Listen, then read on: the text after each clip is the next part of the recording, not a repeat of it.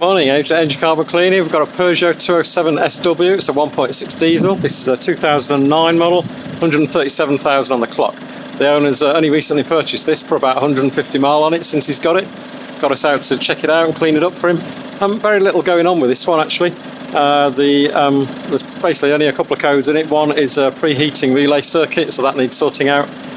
Most likely the control relay. Left rear fog lamp, open circuit. There's also a code in there to do with the EGR valve in terms of a drift. It's been picked up by the Diagnostics. It's an intermittent old code. Otherwise, basically the thermostat is running perfectly up to about 94 degrees. We've just put it through a test now and it only dropped to 89. Battery's at the right kind of voltage. All the other live data looks pretty much spot on. EGR is moving quite happily, open and close.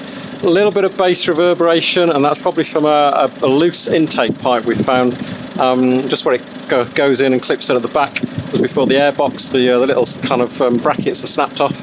That is a bit loose, wobbling around. That is causing a bit of a bass rumble, but otherwise this is running pretty nice. So basically a new bulb, new control relay, and then this one should be pretty much back to its best, getting it cleaned up now, lovely and smooth and quiet compared to what it was. Not that bad actually, very little wrong with this for a 12-year-old vehicle.